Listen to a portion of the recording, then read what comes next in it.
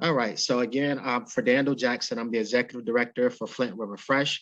We are a nonprofit based in Albany, Georgia. We currently do community garden, food access work in 4 counties within the state, Colquitt, Houston, and Sumter County. And we do our work based upon our 4 pillars. So our first pillar, of course, is increasing access to fresh, affordable, healthy food in our communities. Secondly, we look for new economic opportunities to work with small scale beginning and family farms. Third, we try to find avenues to connect young people to agriculture and use as a method of empowerment. And lastly, we are the urban ag arm of the Flint River Soil Water Conservation District. And so we also provide technical assistance and create an opportunity to teach people how to convert green spaces into food spaces. So for those that are in Dougherty County, as you guys, for you participate in this workshop, we do this thing at the beginning of every growing season called like a fresh start, where we give away free plants and seeds to beginning gardeners, school gardeners, community gardeners, backyard gardeners.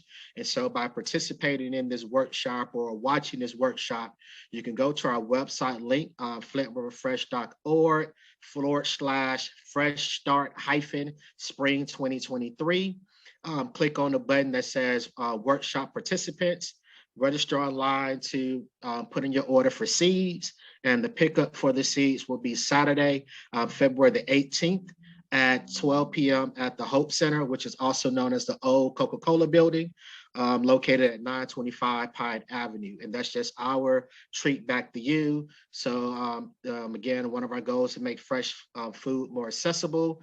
And one of the things that we look at doing is removing any financial barriers that can hinder somebody from starting their own garden. So this is just one of our ways that we give back to the community in a way, and especially for those that attend our workshops, because you guys actually learning in real time what we're about. So this workshop here today, I like to basically explain that we're going to break it down into like 4 phases of vegetable gardening. Again, this is a basic introduction. It might be a little bit intermediate depending upon like a person's level, but this is how we look at us establishing our community food spaces. So it's going to deal with number 1, a majority of it will be about preparation. We feel that if you don't prepare properly or create the right plan of action, everything else is like null and void, and you're just basically creating the platform where you won't be successful. So we spend a lot of time in preparation, and then we'll talk about some planting, and then we'll spend some more time in caring and maintenance. That's another area that we spend a lot of time in, because again, if you put in the work, you want to make sure that you have a harvest at the end. In our situation, we always want to make sure we have a harvest, because our produce that we're growing or the fruit trees in our orchards are designed to feed the community itself. So most of them are set up in a U-pick sort of layout, where people in the neighborhood can, like you see from this picture, just walk across the street, harvest what they need, go back home. And then the last thing that we'll talk about is just basics related to like harvesting and storage, so and eating. So again, 4 areas we're going to hit upon: preparing, planting, caring, and eating. All right, so growing food is an action item, so that's why we have all these dynamic action words. All right, so preparation. So rule number 1 that I explain to everybody: site selection is everything. But in our line of works of us doing this for myself, doing it for over 15 years, I oftentimes inform people that a perfect site doesn't exist. So don't get too caught up in the layout, the land. Like, a perfect site doesn't exist. But what does exist is a combination of 3 things. You got to have sun, you have to have soil, and you have to have good drainage. So those are the core foundations of what makes a good site.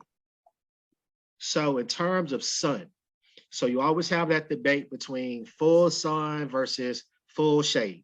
And so I've always get the requests, or people always asking, hey, Farmer Fredo, what can grow in the shade? And I've learned through my own era of my own ways that the shade, you do not want to grow any shade is a no-no.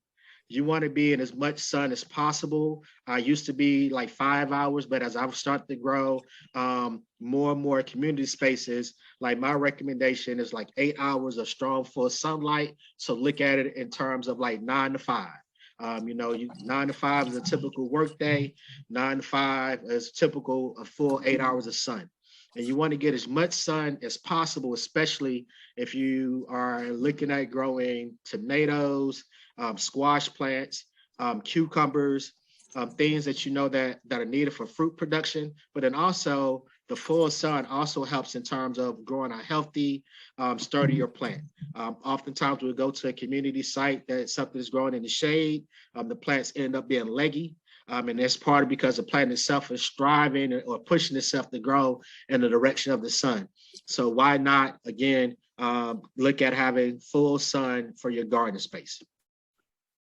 And then also with that, with the full sun, there, if you don't have it, there's just some basic things that you can do, such as number one, you can trim or remove trees. Oftentimes we're starting a very first community garden plot. We spend a lot of hours of just removing trees and bushes out the way to try to get as much sun. You want to try to stay away from buildings.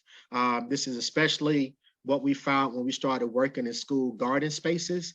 They would tend to want it like in a courtyard. And then when we found out the courtyard was blocking part of like the sun and the shade was blocking the area, it was really difficult for us to grow in our school garden spaces. So we now recommend that you don't really grow close to buildings. And if you do have to go to a building, we recommend to do it on the south side of the building. And again, and that's just because it gives us more exposure through the sun. And the other thing that we ask people to do is take a day or two to look at how much sunlight your spots receive. And so, maybe look at it in the morning, look at it in the afternoon, look at it into the evening time, and just see how much sunlight it receives. But then also know that the sun itself, with the earth axis tilting from like the spring to fall to winter, that the amount of sunlight in the area is going to change over the course of the year. During one of our very first garden projects that we did, we had like full sun because like the leaves off the trees had fell off because it was wintertime, and we started building our garden boxes in this area to try to maximize the space. And we just didn't pay attention to the fact that the leaves are going to come back. And when they did come back, it literally took away my garden space, had 20 raised garden boxes. And after, when the spring came and the summer came around, we only could plant in 10 of those garden boxes just because we didn't take the time to really look at the sun and think about everything in relationship to when the leaves are going to come back. So just make sure you definitely take the time to survey the space and things like that as well. All right. Second thing after sunlight is making sure that you understand what type of like soil that you have and the drainage of it, right? That's actually a typo. This is really about your soil. So you really want to just take the time to look at the soil that you're going to plant in for like in-ground garden spaces. Take a shovel to the land, dig up some spots around, make sure you have like a soil that crumbles, that's loose. Down here where I'm at in Southwest Georgia, not all sites, but we have a lot of red clay. And so we just know that we try our best that if we have red clay, that's all we have, we can work with it. But you also just know that it's going to create a problem. And then also what we found too, that if you are in a neighborhood when they've been doing some new construction, building new homes, that a lot of times around the base of those houses, the soil has been compacted. They brought in a lot of like topsoil just to kind of fill the holes and things in. And so in those spaces there, it's really, really difficult to really establish like a garden space without adding some things to the soil. I'm going to touch upon that as well later on in this workshop. And so then another thing that you want to just make sure, and this is definitely about drainage, is you want to find an area that's level as it can be, because what can happen is that if a rainstorm comes in and a lot of water and things comes in, it just runs off. So that means your fertility and fertilizer is running from the place. And also just being mindful that you don't want to be on a slope, because again, that water's running off, the nutrients is running off and the plant is not getting what it needs. And then also there's a thing related to like the weather and the wind that you want to like focus in on. And so you also just want to avoid like spots where water does sit. So you don't want to have an area that when it does rain, that the water runs off and it just sits there, and it takes a while for it to dry out, because again, that's going to really hurt the plant.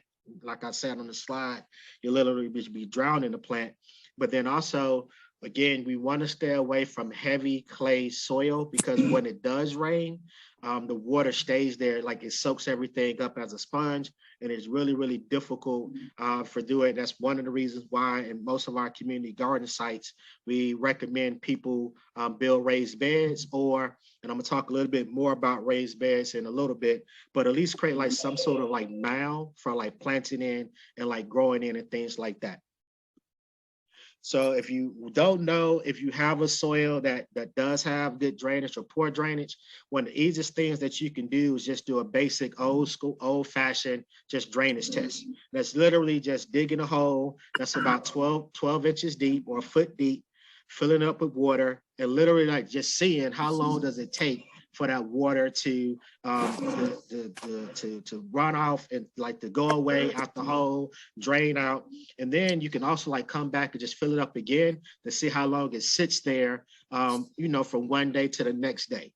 You know, again, if you put water, a 5-gallon bucket worth of water into the hole, and you come back in a couple hours and the water's still sitting there, and you come back a day later and the water hasn't left, then you know that that site there has like a poor drainage problem. So you might want to look at investing in doing some sort of raised beds, or maybe trying to find another area on the garden site for you to grow, or like I say, a recommendation, or you maybe even look at doing container gardens. So again, we have a chat box that's available for people to pose and ask questions. And then also, if you are like watching this online, you can always send your questions to us. Just put workshop question or gardening question in the subject matter and send it to us via email at info@flintriverfresh.org. And that's just like a reminder for those in case you had like questions and things like that. All right, I don't see anything in the chat, which is good. And I'm going to just move on to the next slide. All right, so the next section is still about prep work. We haven't left prep yet. So we looked at the sun, we looked at the soil, but then the other part of prepping is planning, like really taking the time to make a garden plan.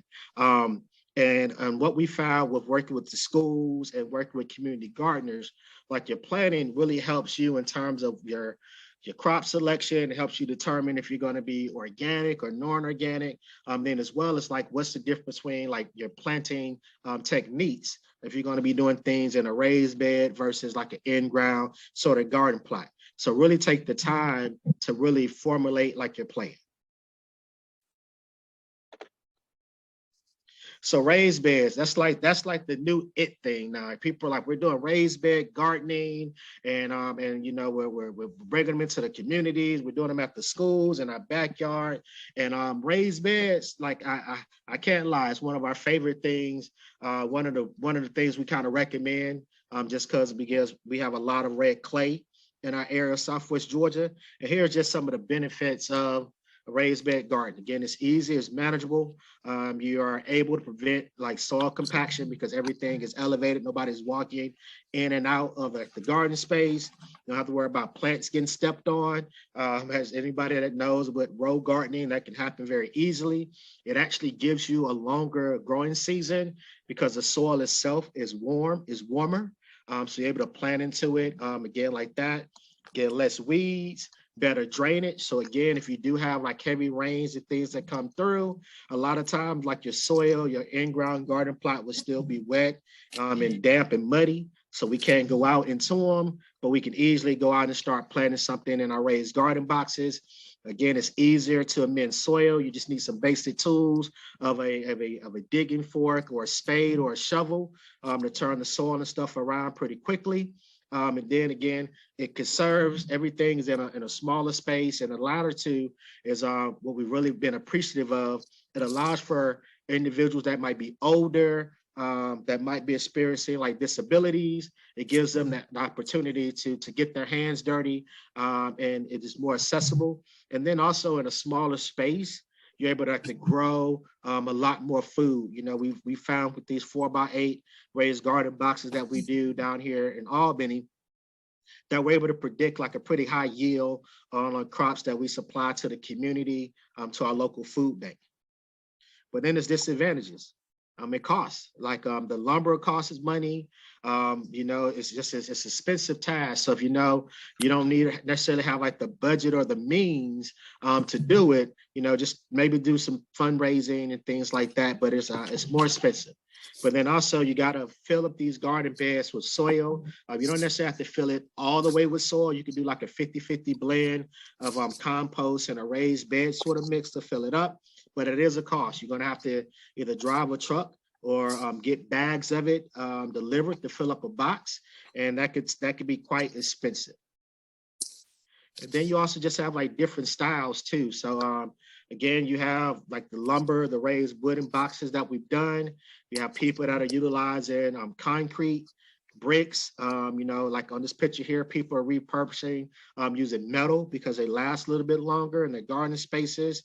And then also, like I said earlier, if you don't have like the money to build some permanently, you could just do like an old-fashioned mounded raised garden bed where you're literally just scooping the soil from the sides, making it about 3 or 4 inches high, and planting directly into the ground. But you just create like an elevated bed just to kind of help with the water runoff and the drainage and things like that. But then it also kind of helps with maintaining your sides for a more just formulated sort of garden bed. In-ground garden plot. So again, it basically gives you more land that you can grow on. And one thing we've also found with the in-ground garden plots is that because you're utilizing the native soil, there's already some amendments that are in there that are beneficial to the plant growing. So that's there for you to use.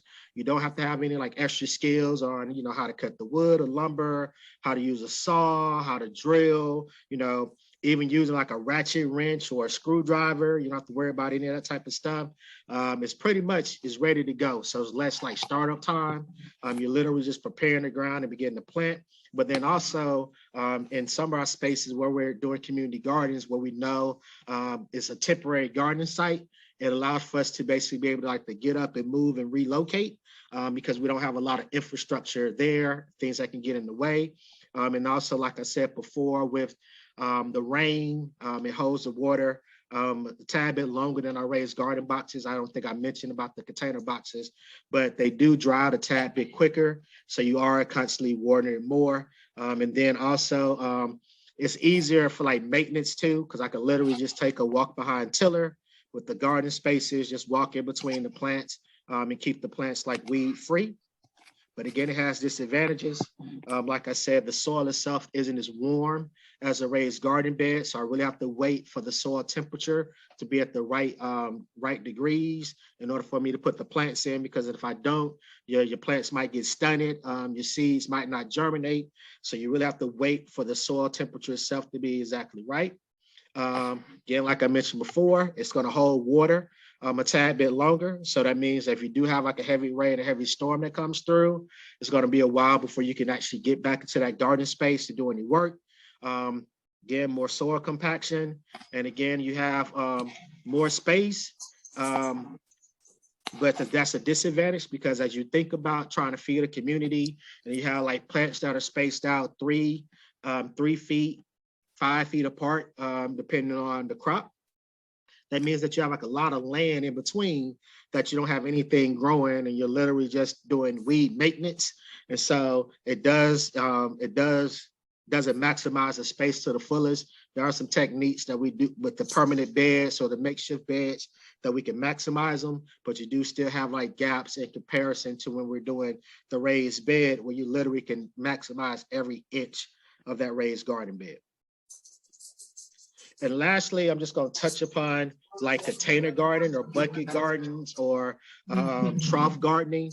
I always look at that as like a last resort. And that's just because what we found with those is that you're pretty limited in terms of what you actually can grow.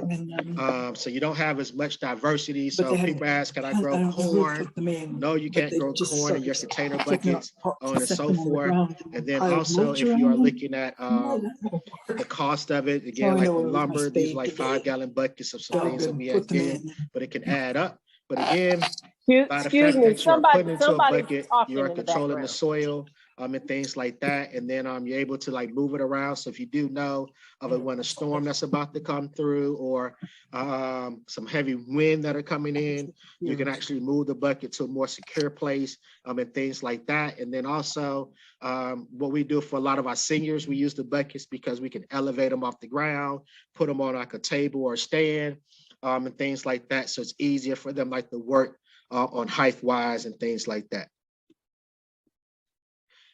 All right, and so just going back again, we're just planning. And so the choice that we oftentimes come through are we organic, are we non-organic? And most of the time we do a combination of both. And a lot of that is just really based upon the soil condition that we're working with. So sometimes we have to amend the soil, but majority of the time when we're going organic is really focusing on our pest control. And so we try our best to avoid utilizing any insecticides or herbicides in the work and stuff that we do. And also with that, we try not to do anything that's unnecessary. But we have certain cultural practices that I'll explain a little bit further on towards the back. But these are just some things that you could think about in terms of like your planning is thinking about your crop rotation, thinking about the variety of plants and things that you're going to grow, thinking about how you're going to break up the soil, your cultivation technique. Thinking about insect predators. Are you going to make like a habitat for like beneficial insects and things like that to have a place to stay so they can, the good guys can take out the bad guy? Or maybe you're looking at insects exclusion where you're looking at putting in row covers and things like that can be on top of your plants that still allow for the sunlight to come through, but it kind of keeps the bugs and pests from laying eggs and things on the leaves as your plants are fully growing. And then you also can just look at just an old fashioned, are you going to be able to hand pick or you put traps and stuff out? But just things for you just to think about in planning if you're going to do the difference between organic versus non-organic in terms of like your garden or your farm operation. And also you want to think too about crop selection. One of the things that we've learned early on was that like everybody might see a seed catalog and you just see all these different varieties of things that you can grow. And so people start to put seeds and plants everywhere. And then like 2.5 months later, they're overwhelmed because the harvest comes and they haven't really thought about how to keep up with everything. So we always encourage people like to start small. You can always add new varieties and new crops, year after year as you're growing, but start small, maybe pick 2 to 5, a year that you want to just try out within a growing season that you can manage yourself, keep up with, and just kind of like pay attention. Just don't overdo it. Because again, when you walk to like the box stores, you walk to a local nursery and you see their plant herb selection, yeah, it's very tempting to put down the cart and fill up your tray, to fill up your buggy and go home and put all of that into the ground. But understand that, the more you put into the ground, the more you're going to have to care for and just watch over. And so that could be quite daunting. So we always encourage people, start easy. Don't overwork yourself. Don't overwork the kids. If you're doing like a school community garden, do it gradually so people get comfortable with what can grow. And then also just take the time just to lay out your garden, like we tend to just go old fashioned with just, like some grafting paper. We know like now there's, softwares that you can use to map out your garden space and things like that. But you want to take the time to map out where you're going to plant things because that helps with your basic garden upkeep, your basic garden management. So you want to do that, but it also helps you determine like your overall like spacing, how many plants you're going to need, how many seeds you're going to need. So one of the things that we provide to like our community partners is that we do like a virtual planning session with them, Well, we literally spend about 15 minutes and we have a PDF file that we go through where we show them proper spacing, how to determine how many plants should fit into a 4x8 raised box or a 20x25 in-ground garden plot, how much soil they need. We go through all of this like at a 15-minute sort of training session. So as you go to like our website in the future, you'll be able like to register for that at the beginning of all of our growing season for our community partners, because this is like another way to help you, help them determine like how many plants and seeds they need for our upcoming, Fresh Start program.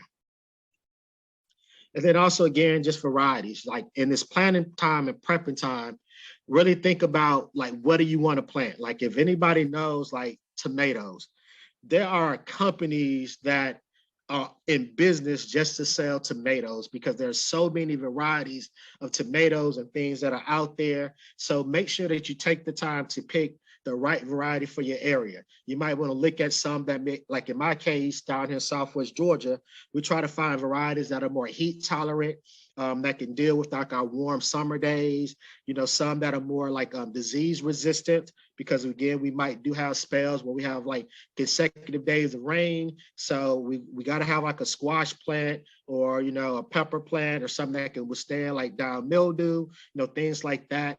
Again, we have compacted soil. So we might have to look at sweet potato varieties that can really grow in our clay, things like that. So really take the time to plan out and think about what exactly variety of plant that you want to grow after you kind of pick what are your favorite ones that you like to eat that you want to start into your garden space. So again, I'm gonna open up the chat box real quick just to kind of take a look. I saw some questions that were like coming in, and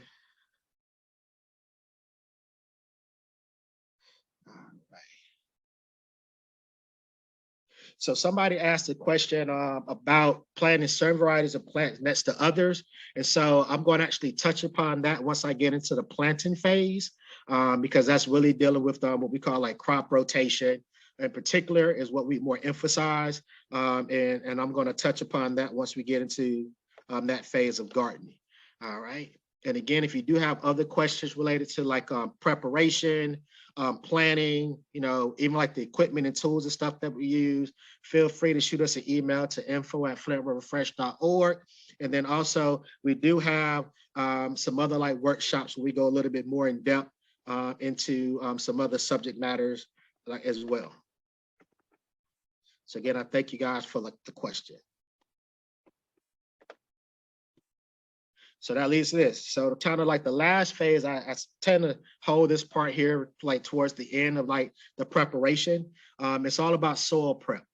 So like to start with, we do offer a separate workshop that's all about garden soil, where we go in depth on how to read like your soil tests that you receive, what type of soil amendments, kind of how do you create the math to figure out like how much of it that do you need.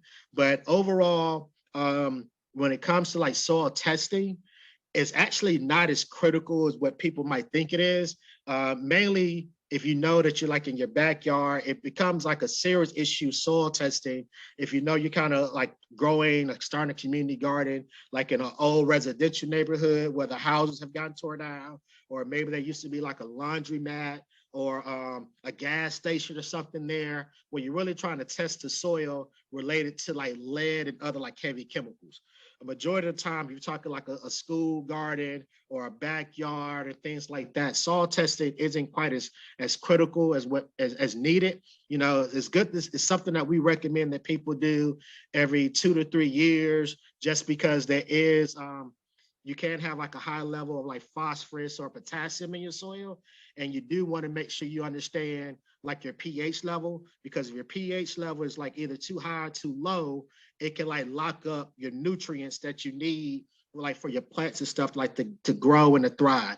And so that's like a basic fundamental, but a majority of the time we're doing a school garden space or a community garden, we can feel safe that as long as we know that the area wasn't like a landfill or a brownfield, we could pretty much get started right away with like growing. But again, if you do feel like it was industrialized in any sort of way, even if it was an old orchard or old piece of farmland where they might have did like utilize a lot of heavy chemicals, you might want to just test that stuff out there just to kind of see what's in the soil. But overall, we've been just really good. We're just starting from the ground up and having that. So again, soil amendment is key, but what we're about is really about encouraging people to add as much organic matter into their soil as possible. And again, when we do our garden soil one-on-one workshop, we really go in depth about organic matter and how to get it and what it is. But overall, organic matter, or OM, as we like to call it, helps increase like your water holding capacity, creates enough spores for your roots to be developed, and really helps in terms of creating like a space for the nutrient that the plant needs, getting a home for it, as well as like the soil, like microbials. And then also helps overall in improvement of our texture of our soil, of like tillage, and making sure that our land and stuff is really, really loose. Again, down here in Southwest Georgia, with our red clay, organic matter is the key. So much so that my rule of thumb is compost, compost, compost. And we have like a lot of different vendors that we use. We tend to get it in bulk. I've fallen in love with a product that comes from like our cotton gins called Cotton Compost, because it's available to us. And for those that are in other areas, very similar to like mushroom compost. They've kind of like let it sit for 10 or 15 years, but it really does like a great amendment for us to add to our red Georgia clay and allow for us to be able to plant, grow, give us all those benefits of organic matter. I literally add cotton compost at the beginning of every growing season. So like my growing areas, as I'm building up like a new garden space, then eventually it starts to have like that texture, that fluffiness that I'm looking for. And then I'm ready like to grow. So then also just again, what we kind of recommend, if you're going to add amendments, it's a slow process, because again, we're doing things organic as much as possible. So we tend to do most of our soil amendments and things like that during the fall, because we know that it's going to get colder. There's only so much that we can plant in the fall. So we're not really utilizing the entire growing space, and apologize for like that typo. But then also just the variables as well. There's a cost factor that's involved. But the thing about organic matter, some of it is actually free. It's cheap. We have like campaigns where we encourage people to just bring their grass clippings, as long as they're not using any chemicals, to like our garden site and create like a mound, or your leaves that you're raking up, just drop them off at the garden. And we'll like run it over like a lawnmower to chop it up and add to our composting. And then when we have like bigger fields, we encourage people to do cover crops. Cover crops don't necessarily work if you're doing like a smaller, 20 by 25 plot or a 4 by 8 raised garden bed, because it's really not worth it, because the turnover is so quick. You can add compost and start moving. But for like our bigger farms that are doing, 2 or 3 and bigger acreages, we encourage them to do like plots with cover crops, because again, it's adding organic matter. You're just gonna like put it out there, till it under into the soil, and then it just like breaks down and further loosens up the texture and things like that. But one thing that we do encourage people to do is avoid using like raw, fresh like manure. Just don't go straight from like the chicken house or the dairy farm to the field. You want to try to create some sort of way that can sit, break down, and cool down, because what can happen is that it actually can like burn your plants with like too much nitrogen or too much fertilizer for a plant is a bad thing. And then we also encourage people not to utilize wood chips or like sawdust, or you can use that around like your fruit trees and things like that. But in your actual garden space, we don't encourage people to use it, because that wood chip is still breaking down and decomposing, and that's going to lock up some of your nitrogen in your garden space. So we actually we encourage people actually use more of like wheat straw in that capacity for like, and if you're going to look at like a type of mulch and things like that, and I'll talk about that a little bit later. And so then the new thing now is till versus no till. So we do a combination of both at our garden sites, just depending upon what's going to be part of our crop rotation. So again, but what we encourage most people to do, if you are going to till, you want to make sure that you don't till when your garden is wet or out there like a heavy rain. Because basically what that's going to do is create these blocks or bricks, I like to call them, in your garden space, and they're never going to allow for your garden to be like loose and fluffy.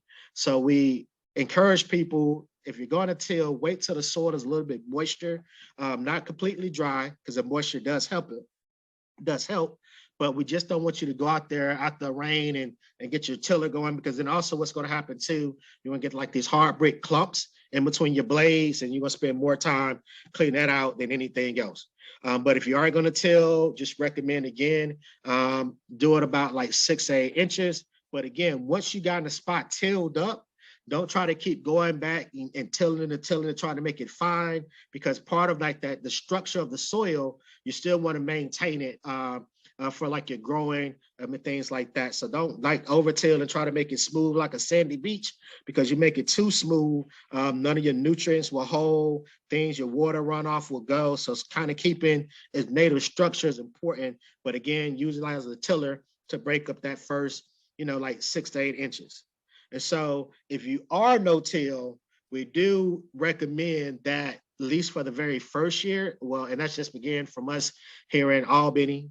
We have like that red hard clay. And so we definitely encourage that you maybe lease out or work with like a company where you can rent like a tractor with the tiller to really try to break up that sod during the very first year or so of planting to kind of get it loose. And then from there, it's all about like spading, broad forking, breaking it up, turning the soil over, double digging. But you want to try to do all of this to avoid compaction. Because and that's part of the reason why even our in-ground beds and the plots that we do no-till, we have them kind of set up as permanent beds that might be like 24 inches to 30 inches wide. They're permanently, but we're currently going in that, just in that area there, turning the soil over, loosen it up from compaction and things like that. So then we do like that's just part of our workshop. So again, I'm opening it up for just some questions. See if there were any. Let me back up.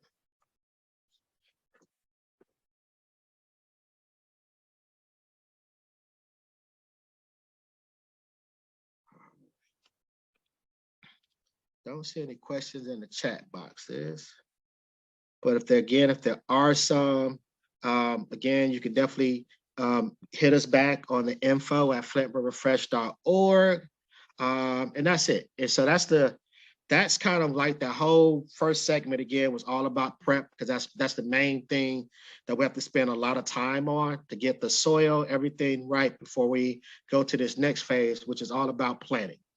So this is this is what people get excited about. You get a garden, this is what you're ready to do. I'm ready to put my plants in the ground. I'm ready to grow some food. I'm ready to feed some people. But so rule number one that we believe in is all about proper timing. So just making sure you understand like the difference of like your cool season crops versus your warm season crop. And so at Flint River Fresh, we have like for Garden Zone 8B where we're at, we created like a calendar as part of that project planning tool, where we kind of go in depth to separate our cool season crop from our warm season crop. And then the other thing, like I like to use that calendar because we worked with University of Georgia has made like this vegetable planting chart. And so we've taken that information and made it relevant to our growing area. So it's easy for people like to look at it and figure out, because what we found is that if you go to a store and you buy like packs of seeds and you look at the back, they give you like a broad window of when you can plant something. And a lot of times that doesn't necessarily resonate directly with your growing area zone. And so what we recommend people do is kind of work directly with their extension office. To every university that does agriculture has created these vegetable planting charts. And they'll literally be able to walk you through when you should put certain plants into the ground. And on with that. And then I'll also, I'm bringing up, there are a lot of talks about, planting by the moon, planting by the stars and things like that. That's like, I'm not knocking it, but I also know that the people that I know that plant by the moon, that plant by the stars, that follow that way of growing are just really just good growers across the board. And so for a beginner, it's more important to kind of pay attention to our actual planting calendar that kind of gives you things based upon this date to this date. And so even at Flintwood Refresh, at the beginning of every month, we put out like a planting calendar that literally tells you what you can plant like on today's date in your garden space. And we do this every month just to make it easier for our beginning gardeners, for our school gardeners, and our community partners to be able to be on track with growing. So again, this is just like here where we're at in Southwest Georgia. We're blessed that we have really like 3 main growing seasons. So we literally are growing from, I tell most people, we have things in the ground all year round, but we have like 3 big windows that we literally can start growing and actually do more in-depth workshops on these particular areas, what you can plant, how to plant it, more technique. And so with 3 planting seasons, we have like 3 big harvest windows, and that goes to what I say about we literally can eat from the field year round down here in Southwest Georgia, different crops. So again, this is just some of the things that you could possibly grow in your garden space for like the springtime and the summertime. And again, doing more of a workshop where I go in depth to each one of these varieties, type of plants that we grow, how to grow them, the difference of what you would do in a raised bed versus in-ground garden plot versus doing it into a container. But this just gives you like a small snapshot of what we can do down here in Southwest Georgia. And then in the summertime, still growing, having a good time, eating good in the neighborhood. I like to tell people, but then also in the summer, that's when we do a lot of our flower gardens for the fact that they really love like the heat and the soil and stuff like that. So when you are planting your garden, one thing that we encourage people to do is pay attention to the weather. As my kids know, the schools and stuff that we work with know, Mother Nature is our ultimate boss. So we spend a lot of time paying attention to weather patterns. And we actually encourage people, if you don't have like a weather app from like your local weather stations or from like weather.com, me personally, I like to utilize Weather Underground a lot because on their site, they actually break it down, not just here's a weather forecast for the next 10 days, but in some instances, it gives me like an hour by hour breakdown of when it's going to rain, when it's going to be windy, so I can actually like forecast my workload and when I'm actually going to be into the garden. And then you also want to have out there in your garden space some sort of rain gauge, because like some crops, it only needs like an inch or 1.5 inches of water every week. So you might be able to get it just through Mother Nature and rain, so that can minimize how long you have your water system running, things like that. Or it can also help you determine, you might have thought you had like a heavy rain that came through, and yeah, it might be a spot holding water, but you might look at your rain gauge, you might only got like a 1/4 inch of water. So that still means that you need to waterlize that plant to give it that water that it needs to grow and things like that. So just pay attention to that. But then also another thing that we noticed too is certain parts of a farm that might be 1 acre or 2 acres, it might have the temperature might vary. And so paying attention to that as well, like I mentioned earlier, what we found out the one garden site that we did that was partial shade was that in the shaded areas, as we know, it's cooler than on the sunnier areas. So that means that like something that really needed a lot of heat wasn't going to do too well in that garden space. So just paying attention to that as well. So again, just hitting on some things about the weather. So rain, it can be a good thing. It affects like the soil condition. It can make planting easier. It can make tilling easier. It can also just make weeding easier. But you have to just be very careful. Just don't go out there when it's heavy wet because it can lead to compaction issues. And also what we found too, just pay attention if you know that a heavy freeze is going to happen, or if it's going to be extremely hot and you're thinking about putting a plant into the ground, what that's going to do in terms of transplant shock, what that's going to do in terms of the plant growth, just being mindful of it. But then also pay attention to like if you're on a slope and it's windy, again, just being mindful what that's going to do to the plant, the transplant that you're going to do. So that's just a key component in terms of planting. So you might just have to wait a day, wait till it's a little bit calmer, maybe put your transplants and things out during the cool of the day versus the heat of the day. Things like that you just want to be more mindful of as you're planting in your garden space. So when it comes to planting techniques, So when it comes to seed, just make sure you understand like the proper depth. So the rule of thumb is that you want to just bury your seed, just double the diameter of what the seed is for how deep it goes. So that literally means that if you're planting like a carrot seed, a lettuce seed, something that's really, really small, you don't have to plant it as deep. You don't have to plant it as deep as you do a squash seed or a watermelon seed in particular.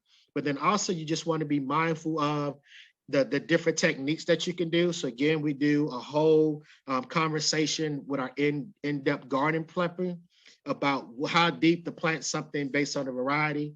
And again, too, you just want to make sure that you keep the soil moist. Our recommendation is during that first 7 to 10 days until the seed itself actually germinates. You want to make sure that that ground never dries out. And so we tend to do an automatic watering system, or we create like a schedule with the watering can to come out and water the space. So we want to make sure that that stays true, that the seed never dries out when you're doing growing something from seed. Now, plants, on the other hand, again, just want to pay attention to the depth. You know, most of the time the container, you know, whether it's the 4-pack, 6-pack, whatever you have it in, you want to just plant it the same depth that is in the container. The only difference is a tomato plant. Tomato plants, we encourage people to plant them anywhere from like 12 inches to like 18 inches deep. Because that is more about building stability for the tomato plant. They're going to get taller. Again, we do a whole workshop that's on planting tomatoes and how to do it. So make sure that you just follow us and stay looped in. But then if you do have a plant, it comes out the container, you want to rough up the root system. You maybe take some scissors, kind of cut it up, allow it span through that too as well. And the latter two things is just more about putting mulch around the base of the plant. That kind of helps with the overall like moisture control, keeping water, things like that. So then just spacing, again, just pay attention to like the seed pack, like how far apart your plant should be, like in a row, making sure there's like enough space for it, because the plants are going to get a lot bigger than they were as transplants. So most things in a row, you know, paying attention to like that spacing. Overall, again, when we do our workshops, we go in depth. But then what we've also started doing with our raised beds is because they were able to maximize the spacing of it, we do what's called like equal distance spacing. So if the plant seed catalog or the transplant says that it needs to be, you know, like 12 inches apart, like in a row, what we do is create like a grid utilizing a tool that we call like our garden stamp. And we literally make like our plants are 12 inches apart in the raised garden bed. So that's another reason why I like the raised bed. We're able to increase production because we're actually growing more plants like in a smaller, more compacted place.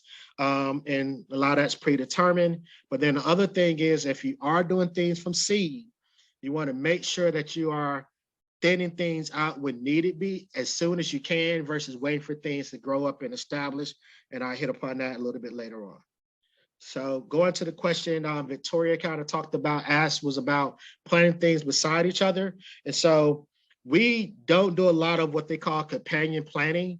And that's just because what we found out with beginners, it kind of gets it gets confusing. So it's like, oh, do tomatoes go with basil? Do they go with this? But there is a lot of information that's out there if you want to explore it. The only companion planting that we do we call them theme gardens. So when we work with young kids, we create garden spaces that have a theme. So we'll do one that's called the Three Sisters, where Native American culture has squash, corn, and beans growing together. They kind of talk more about the Native American culture. We will do one that we call a salsa garden, where we're planting like our tomatoes, our onions, peppers together to make like a salsa. We'll do another one that's called like a pizza garden, where we're putting those together so kids can kind of look at the ingredients of a pizza. And that's still our form of doing companion planting. But we always kind of encourage people, don't go too overboard, because it kind of goes back to our original thought about you learn how to grow 2 to 5 crops well. And then once you get that, then you kind of can explore that. But we do know there is some benefits related to it. But again, we kind of stay away from it. But what we do encourage is crop rotation. And so looking at the different families, making sure that in your urban farm plot that you're not planting the same thing in the same space year after year, because what we found is that that's how you get more diseases. That's how you create that habitat for your bugs that we all hate to show back up. So we do encourage people to do crop rotation based upon like families of different things that we're growing. So, but the other thing that we encourage people to do is pay attention to the life of a plant. What we found is some things grow really fast. So you're actually able to get like 1 or 2 crops in the same space because something is going to grow faster than others. So for instance, like radishes. We tend to plant radish in our school gardens in places where we're doing like our lettuce mixes and things like that, because we know that that radish crop is going to be ready in 25 days. Once it's ready, we harvest it up and we're able to do what we call double cropping. So in that same season, we can get like 2 different crops growing in that same area because one is going to grow faster. Then we kind of can turn around and take what that radish was at, put a cabbage in its place or put a collard in its place. But then during the summertime, you know, once that lettuce has sort of come up, we could take that lettuce crop and put a tomato plant in there and still be able to maximize like that growing space and just kind of check. But it's all about like just keeping notes and tracking things. All right, so I'm opening up the chat box. I saw a couple of questions that sort of came in. Somebody asked about, does potting soil expire? That's a good question. I've always, just like I said, utilized compost, and I know the compost itself, it doesn't expire. Now, what we have found out that if you kind of let something sit like stagnant for like a year or two, some of its nutrients is going to just naturally just sort of like seep out. But that's another reason why we go to like our bulk bag composting. But I would assume anything that's, and I could do more research on it, but my natural tendency is that it's going to dry out. And then even when we do potting soil, what we encourage people to do is also add some sort of like fertilizer, organic fertilizer to it, because we do know that the potting soil or even the compost we're using, it won't quite have enough nutrients that the plant itself needs in order like to thrive and to grow. So that's one of our recommendations. Oh yeah, I understand that, Ms. Holder. Yeah, we lost a lot of our plants as well from like the last feed or last freeze. And so that's another reason why we tend to like pay attention to the weather pattern and making sure that we got things that you can do. All right, and so that's the base of the question. So again, just remember that if you do have questions, you can always hit us and send an email, those questions to info@flintwoodrefresh.org. We'll find a way to answer your question or give you like feedback on our suggestions, or maybe direct you to a community partner that can help you out and things like that as well, like in our community. All right, and so somebody asked me about where do I get our cotton compost from? So we are surrounded here in Southwest Georgia by a lot of cotton gins. So there are a couple different companies that we work with that provide it. And so this is just not endorsing them, anything like that. They just provide it for us. So down in Baker County, there's a company, and most of the cotton compost, let me say this as well, is in bulk. They're not in bags. We have found a company locally that does offer it in bags and that does sell to retail stores, so you can find it. So going back to the first one, they're called Farmers Organic out of Baker County, Newton, Georgia, Newton. And so they offer it in bulk. There's another company out of Lenox, Georgia, called Black Cotton Gold. They also offer like bag cotton compost that I use. And again, I use as a compost, but also utilize as a mulch. And again, we'll make sure that we share the information so you can like go there on your own. And again, some of their products are sold in retail stores and things like that. All right. And then Miss Yvonne asked, when should you plant strawberries? We plant strawberries like twice a year. And actually I do a workshop on that as well. We plant strawberries in October. And then we also come back around and plant strawberries again about mid-February. And I plant collard greens pretty much almost like year round. I stopped planting collards, to your question. And I'm actually doing a workshop on that coming up more directly as a virtual workshop where I kind of go in depth on how we do collard greens and cabbages and things like that. So just be on the lookout for that workshop to go more in depth. All right, and I'm gonna go on to the next one.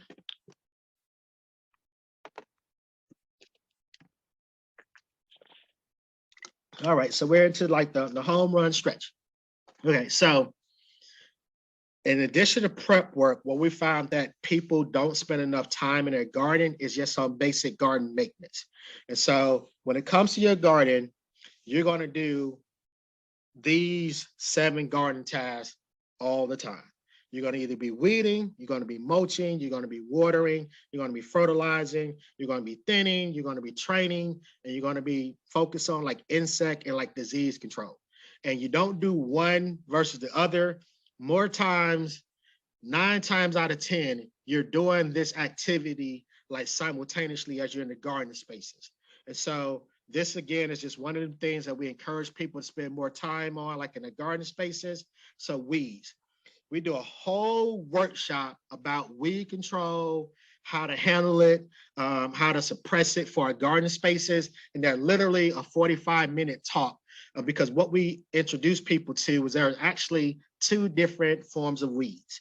You have some that are more annual that grow in a season, you can pull them up really quickly, and they die off in the year. You have like some that are perennial. They have root systems that are like traveling through the ground, and every year they're going to keep coming back and coming back. But we develop like different techniques that you can utilize to manage those perennial weeds over time.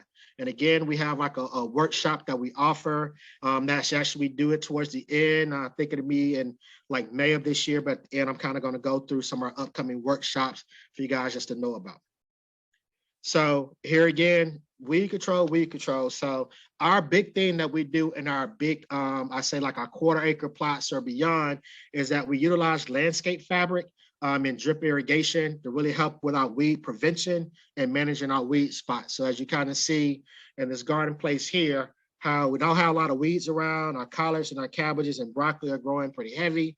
And this is just like our technique, but you could utilize like I don't want to say you can utilize weed killers and pre-emergence and things like that, because like if you're putting out a weed killer, it's actually it's an all vegetation sort of killer, even if it might be organic.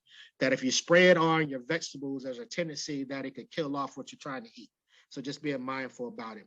And pre-emergence are things that are kind of spread out to kill grass seeds. But if it's killing the grass seed, it also has the potential to kill any like seed plant that you want to plant, because it might be based off, even if it's organic, it can lay in the soil, 3 to 4 months, right? And if you're trying to do carrot seeds, you're hurting yourself. So what we kind of recommend, in addition to like the landscape fabric, is having like a practice of like shallow like cultivation. And basically what that means is that you want to get to the weed when it's small. You don't want to get to the weed when it's standing, like knee high. So you want to have a system in place that you're weeding when it's shallow, because it's what we found is that it's easier to suppress the weed, it's easier to keep it down. And then if you wanted to, you can add like mulch. And again, mulch for us is either wheat straw or like that cotton compost that we're literally spreading around the base and stuff of the weeds. And then also what we do in between rows, mulching, using hose, using different techniques to try to keep the weeds and stuff down as much as possible. All right. And going back to the mulch, while we are fans of it, is that it serves multiple purposes in our garden space. So number one, it helps conserve moisture. So again, with our hot days we have here in Southwest Georgia, water can evaporate, the ground can get dry really fast. So by just having like an extra barrier to keep this ground covered, helps us maintain water. And then in spaces when it gets extremely hot, keeps the soil cool. Weed suppression prevents, again, rain, compaction, that sort of stuff. But then as it breaks down, it's adding that organic matter back into our soil that helps with the overall texture of our soil. All right. What we use, I've hit on that already. So again, straw, grass clippings, as I said, unsprayed, cotton burr compost, utilizing weed fabrics, but again, stay away from wood chips. Again, they lock up your nutrients. It makes it really hard for your soil is breaking down. You use up a lot of your nitrogen. Your nitrogen is what's needed for your plants to grow, turn green. And when we do put it down, we put it down thick, which isn't thick, but like 2 to 3 inches around like the base of the plant, because what we found, that little bit helps blocks out the sun, total like weed suppression, things like that. All right, watering. So our basic technique for watering really comes into two categories. So when we have like young plants, or we have like transplants, we encourage like frequent watering, just to keep the soil moist, never letting it dry out, but just like good, short, often, just shallow watering.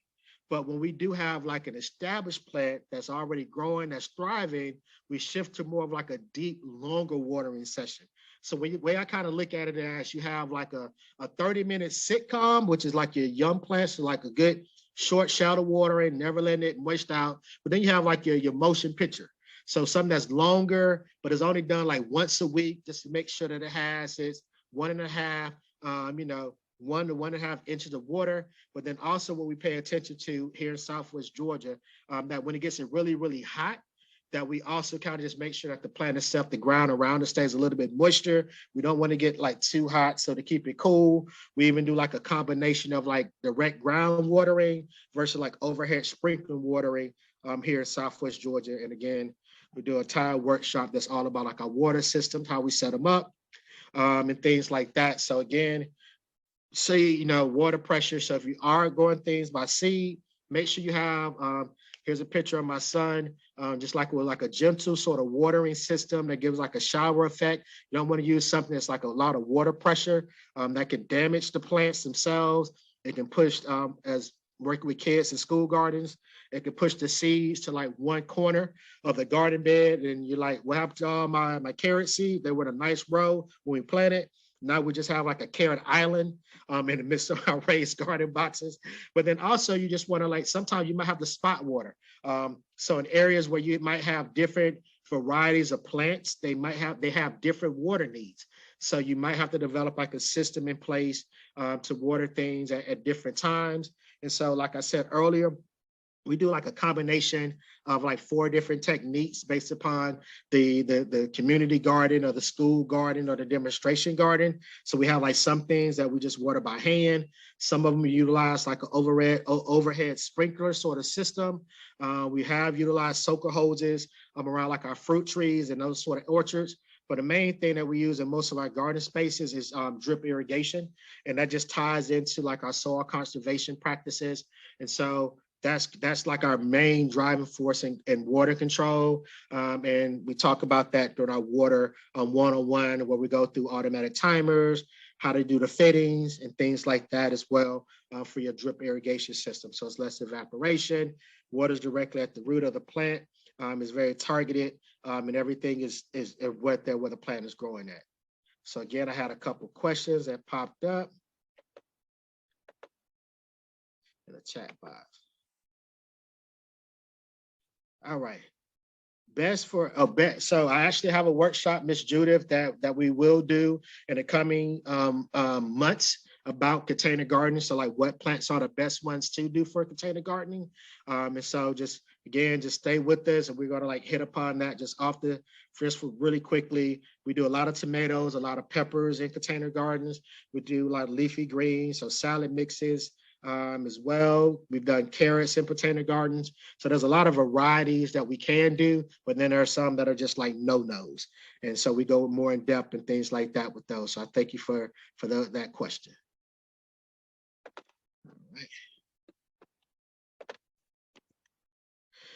All right, so fertilizing, couple different techniques. You have like a liquid-based fertilizer.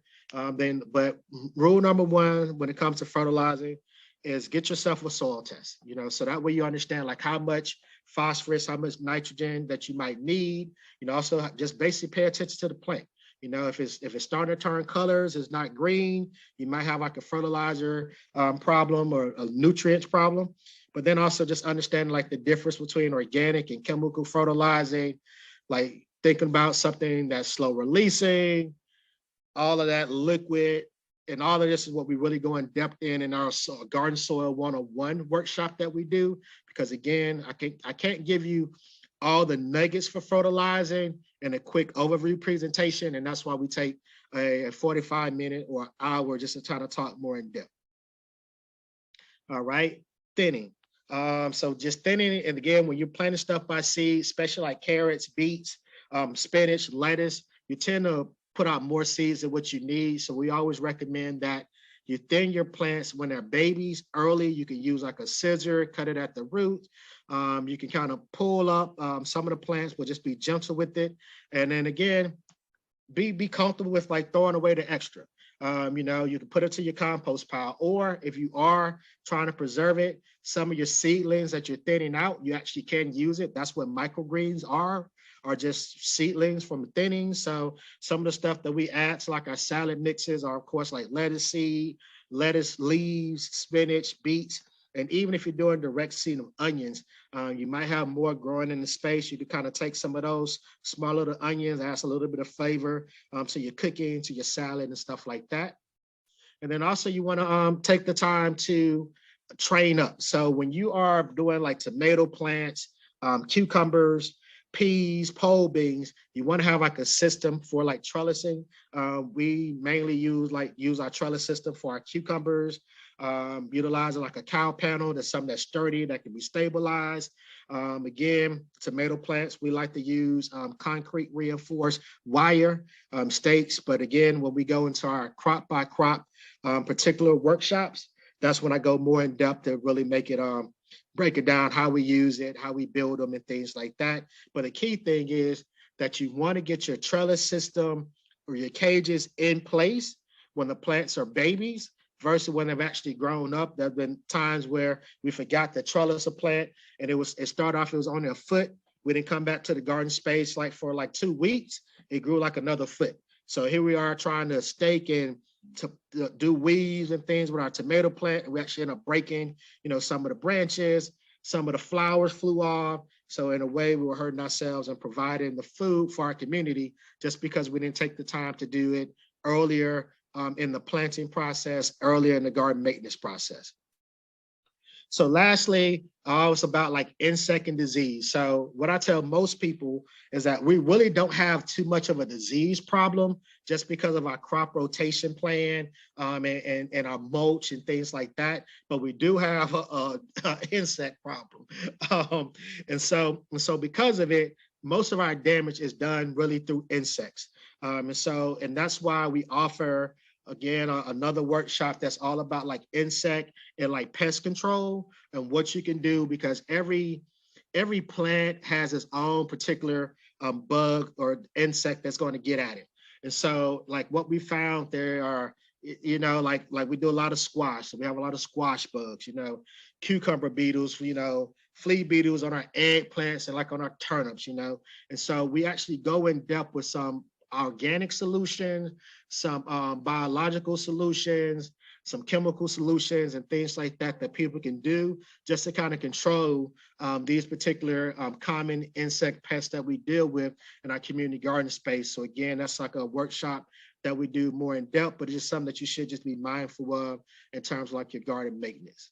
All right, and so what do we do? Again, like I said, these are just some of the basic things that we encourage people to do in our garden spaces because again, we promote organic, naturally growing as much as possible. And so that's why we use, like I said, crop rotation. We use like the row covers, like what you see in this picture here, just to kind of put on plants as they're babies. So that way, like the pests, you know, they kind of stay away from it.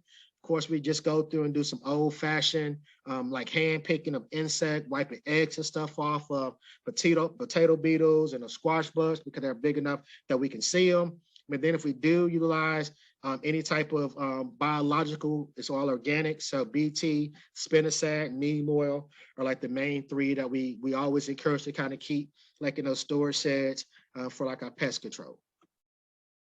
So again, just pay attention to it, you know, just watch your plants. You can almost kind of like tell by looking at the plant if it's healthy, if it's missing something, if disease have hit it, if bugs have hit it. So just make sure that you're constantly walking through your garden space and observing what you see. But then what we also recommend too is that in the fall, when your summer plants have like died off, go right away and go ahead and try to pull those plants up, till that spot up, or put down some sort of landscape fabric or some sort of tarp to kind of cover it up, or, you know, or add organic matter. But make sure you go right ahead and take care of like your garden space. Don't let something sit too long that's been overgrown. But then also you want to make sure that you know the difference between the good guys and the bad bugs, because obviously like if you do have the bad bugs, We understand it's a problem, but if you have some good bugs there, they might be like, taking care of stuff. So you might, you might see like the aphids, but you might see ladybugs. So they're eating it off, or you might see, tomato hornworms, but you might see wasps that are out there as well that are also eating on that predator. So create like a balanced ecosystem is what we thrive for. So again, just open up for any questions. And I do appreciate you guys hanging off with me. I'm a little bit past the hour mark that I want to be at, but I'm almost towards the end as well. So I do apologize for that. But if you have any questions, please again, hit us, send an email to us at info@flint-river-fresh.org. That'll be great. And we're going to go to the last little section. So about harvesting and storage. And so people always ask or tend to ask me, when do we know when it's time to harvest the plant? And our rule of thumb is look at how you see it at the grocery store. A lot of times the way that it looks on the shelves at the grocery store is like a good indication that that's the right time to harvest it. Only time it becomes different is also about your own like personal taste. And I'm emphasizing that just related to like our squash in particular and our zucchini, because we kind of found that some people prefer that their squash plants and the zucchini plants, are a tad bit like smaller. Some of them like them longer, things like that. But then also you want to make sure you harvest them at the right time, just for peak nutrient sake, because it's fresher, there's more vitamins in it, it's a healthier thing. And then also just pay attention to like the ideal like storage for the crops that you're harvesting. So again, different crops need to be harvested at different times, but then you have things like green beans that you can harvest them when they're fresh, or you kind of can let them stay on a little bit longer and get like a dry shell bean. So it's like the difference between, a purple hull pea, a black eye pea that's like picked fresh, or a black eye pea that you let sit on the ground. And then also just knowing that some of them have to stay on a little bit longer just because they just taste better. So case in point, like Brussels sprouts or like collard greens in particular, I always tend to let mine stay a tad bit longer during the frost time because it's a tad bit sweeter. But then you also have some plants like tomato plants that you actually can harvest them earlier before they've actually fully turned. And I do this a lot during the summertime, just because as it gets warmer, we have like more of like a bug pressure that comes in about June. So we'll go ahead and start to harvest our tomato plants, put them in like paper bags, put them in a nice warm area, and they will like ripen off the vine. And so that's one of the things that we do for tomatoes in particular. So then in terms of storage, some things need to go in the fridge, some things don't. So again, when you're having like your peas, your lettuce, like your broccolis, your cauliflower, your collards, most of those need to be stored in the refrigerator. But then if you have like sweet potatoes, red tomatoes, eggplants, Irish potatoes, onions, those actually don't prefer to be in the refrigerator. So you actually can let those like sit out. But then sometimes again, tomato plants, you might do want to keep them a little bit cooler because again, they're going to keep ripening. It does slow down the ripening, but you don't want to take it from out to the field to like a freezer. I guess that's the best way to look at it. All right. So I'm gonna go back to the chat box for any sort of questions. All right, and again, thank you as well for those that have participated. If you have any other questions, you can definitely, again, filter to us in our, send it to us to info@flint-river-fresh.org. And then the last piece of housekeeping. All right, like I said, we have some other workshops that are coming up. So on Thursday, on February 9th, just like again, so these like noonday sort of workshops. I'm going to go more in depth. It says brassicas. That's just like a fancy way of saying cold crops or collards, broccoli, kale, cabbage, rutabagas, turnips, mustard greens. I go more in depth with those. Then, like I said, towards as we get closer to when it's time to plant like our tomatoes, peppers, and sweet potatoes.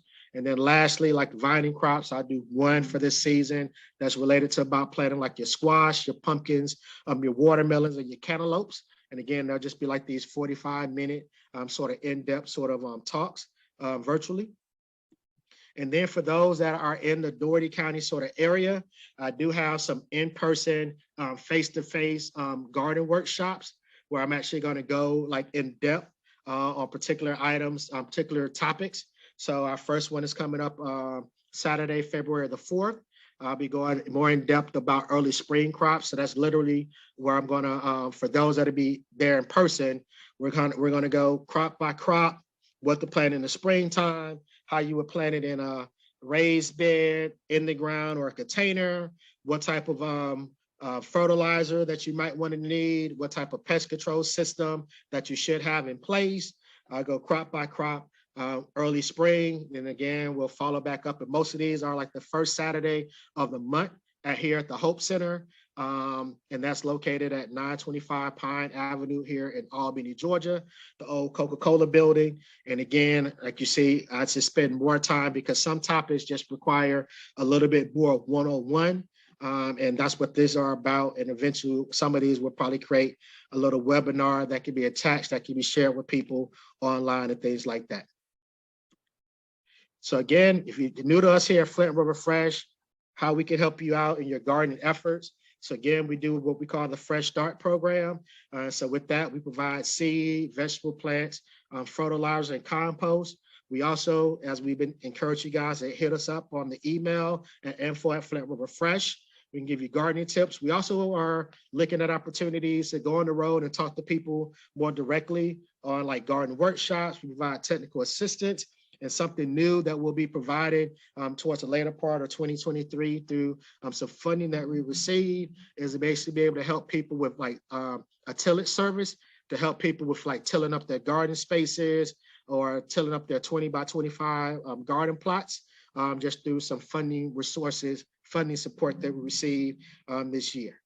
So again, I just want to remind you, for those that are on the webinar, please go to our website, www.flintriverfresh.org/fresh start spring 2023. So you can sign up to receive free seeds, free plants through our Fresh Start giveaway that we'll be having on Saturday, February the 18th, 2023.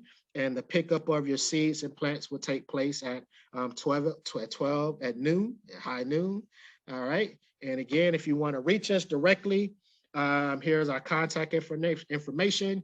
So you can call us at the office, 229-352-6591. Send us an email at info@Flint River Fresh. You can find us on the web. We're also on Facebook and on Instagram. And so again, I just thank each and every one of you